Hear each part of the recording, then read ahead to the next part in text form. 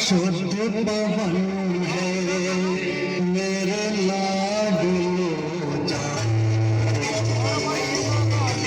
अमृत बेला शुद्ध पवन है मेरे लाडलो जान। संयम भाई उठ जा उठ जा, अमृत वेले का गीत भी बज गया अब तो। सुने रे भाई, कल रात डिनर करके 11 बजे गए थे।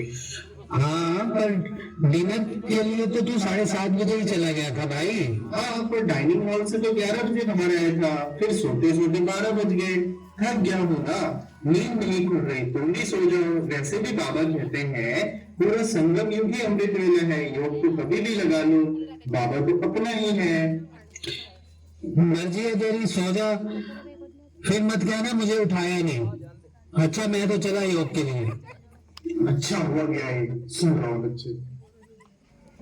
कर्म करो ऐसे भाई तुम पड़े न फिर पछताने के दिन को, धर्मराज को पड़ेगा मुख दिखलाना, पड़ेगा एक मिनट धर्मराजपुरी में हम सबको जाना है, तो चलिए देखते हैं जब संगम भाई वहां गए तो क्या हुआ।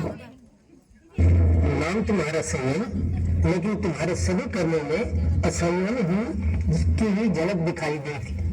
सोते थे तो सोते ही रहते थे, खाना खाने बैठते तो घंटों व्यर्थ वार्तालाप में समय गवाते थे, ज्ञान योग के समय सेवा करने चले जाते थे। अब धर्मराज भी तुम्हें संयम सिखाएंगे। ये सरासर गलत इल्जाम है। मैं सारी धारणाओं का, श्रीमत का पालन करता हूँ, अमृत वेला भी उठता हूँ, मुरली भी सुनता हूँ। ये सरासर गलत इल्जाम मुझ पर लगाया जा रहा है। चित्रगुप्त, गवाह पेश किया जाए।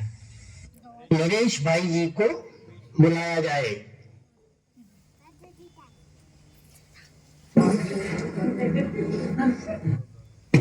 मैंने इन्हें बहुत समझाया, बहुत उठाया, लेकिन ये तो सोए रहते थे, उठते ही नहीं थे। मैं तो आपको अपना भाई समझता था, आपने मेरे खिलाफ ही गवाही दे दी। भाई मैं तो सत्य बोल रहा हूँ, इसमें कोई गलत बोलने वाली तो कोई बात ही नहीं है। संयम, बहुत सोइए, लेकिन संयम खो दिया। अब तुम सोने की दुनिया में भी जरूर जाओगे, लेकिन वहां तुम्हें सोने को नहीं मिलेगा। खाने के 36 प्रकार के पकवान सामने होंगे, लेकिन खा नहीं पाओगे, परंतु पकाओगे, बावर्ची बनोगे। नहीं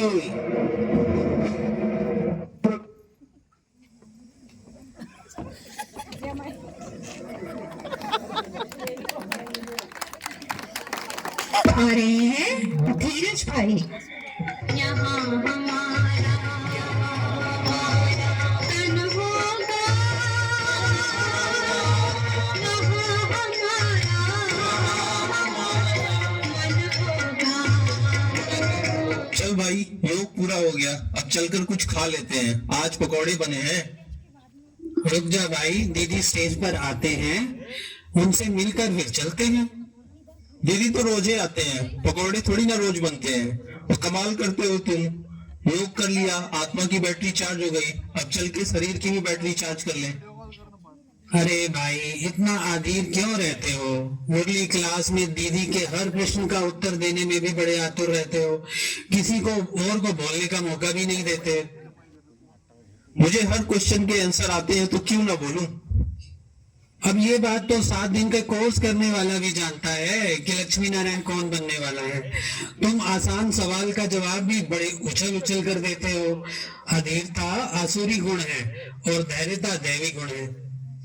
तुमको नहीं चलना है तो ना सही, मैं तो जा रहा हूँ पकौड़े खाने। जाओ फिर जाओ, तुम्हारी मर्जी, जो मर्जी करो।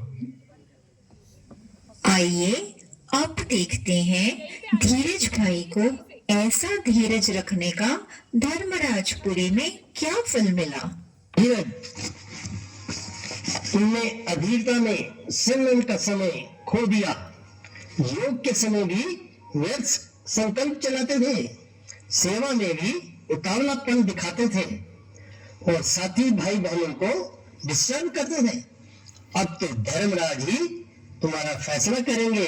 धीरज, अरे हो धीरज, अब तुम थोड़ा धीरज रखो, तुम्हारी सजा थोड़ी देर में सुनाई जाएगी। कोई भी सजा दे देना धर्मराज जी, पर मेरे धैर्य की परीक्षा मत लो, प्लीज जल्दी बताओ। तो सुनो, तुम सतयुग में तो जाओगे लेकिन द्वारपाल बनोगे, सभी के महल में आने जाने का ब्यौरा रखोगे।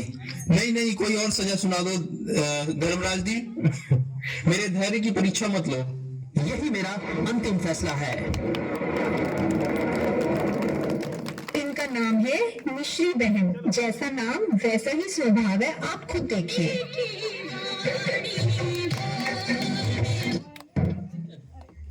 दिन में कम दिखता है क्या? चश्मे लगवा लो।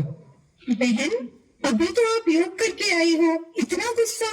कैची की तरह जबान चल रही है, पता नहीं कहाँ से आ जाते हैं ओम शांति में भर्ती होने। बाहर की दुनिया में वेले थे, सब यहाँ आ गए। अब आई मिश्री बहन की बारी धर्मराजपुरी की अदालत में पेश होने की। इनका नाम है मिश्री बहन, लेकिन जुबान में परमानेंट नींद चिपकी हुई है। बोल में कड़वाहट तो रिश्तों में भी कड़वाहट बोल दी है। अब धर्मराज आपको सजा का स्वाद चखाएंगे। आपकी सजा ये है, आप सत्यु की रॉयल फैमिली का हिस्सा तो बनेंगे, लेकिन राजमहल के एक हिस्से में राजघराने का मिष्ठान भंडार संभालेंगी। नहीं नहीं नहीं नहीं,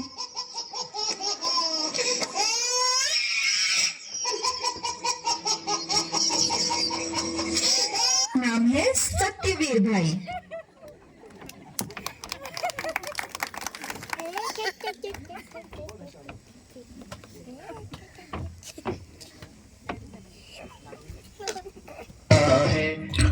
मुझे बाबा से इतना ज्यादा प्यार है, जो चाहे सर्दी हो या गर्मी, अमृत वेला रोज मैं बाबा के कमरे में ही करता हूँ।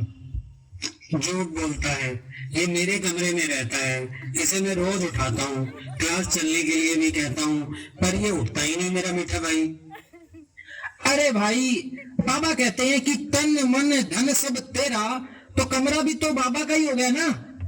और एक बात बताऊं, रात को मोबाइल से मुरली पढ़कर ही सोता हूं मैं। रहने दे, बड़ा आया सत्यवादी हरीशचंद्र मोबाइल में मुरली पढ़ता है या क्रिकेट मैच के हाईलाइट देखता है। सत्यवीर भाई जब अपना संगम युग का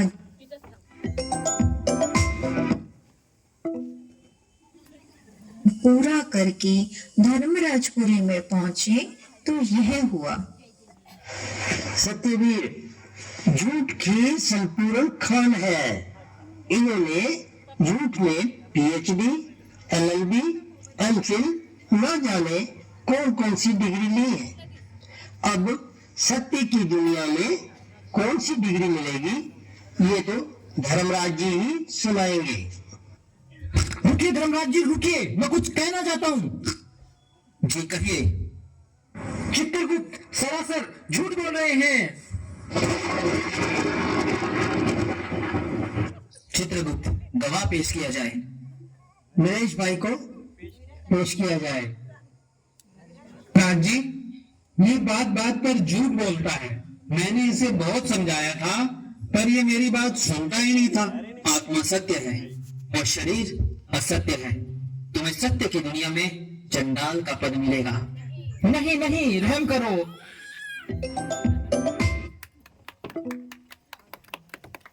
शवों को उठाना, बिजली में जलाना, यही तुम्हारी सजा है। जब उनकी नींद खुली तो समझ आया कि ये तो सपना था। भाई, मैंने सपने में धर्मराजपुरी देखी, बड़ा ही डरावना सीन था। मैंने भी देखी। हाँ, मैंने भी देखी। सभी आपस में बातचीत कर रहे हैं। सभी धर्मराज की सजाओं से बचने के लिए तीव्र पुरुषार्थ करेंगे और स्व परिवर्तन से विश्व परिवर्तन की प्रतिज्ञा करते हुए। मैं प्रतिज्ञा करता हूँ, अब हर कर्म में संयम रखूंगा, अपने नाम को सार्थक करूंगा, सभी ईश्वरीय नियम और मर्यादाओं का पालन करूंगा। मुझे मिष्टार भंडार नहीं संभालना, सतयुगी मिष्टार भंडार का आनंद लेना है। आज से मैं स्व परिवर्तन के लिए दिल से प्रतिज्ञा करती हूँ। इस महायज्ञ में कड़वाहट को स्वाहा करूंगी, सभी से मधुर व्यवहार करूंगी।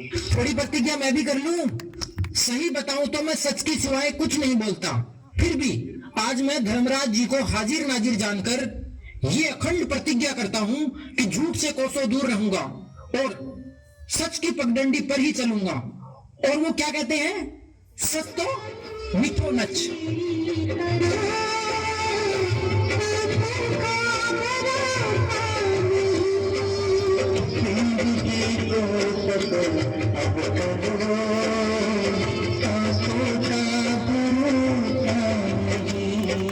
तो हम सभी भी स्व परिवर्तन के लिए मन ही मन दृढ़ संकल्प करें, ताकि हमें धर्मराजपुरी में ना जाना पड़े, बल्कि धर्मराज हमें सलाम करके नई दुनिया में भेजे।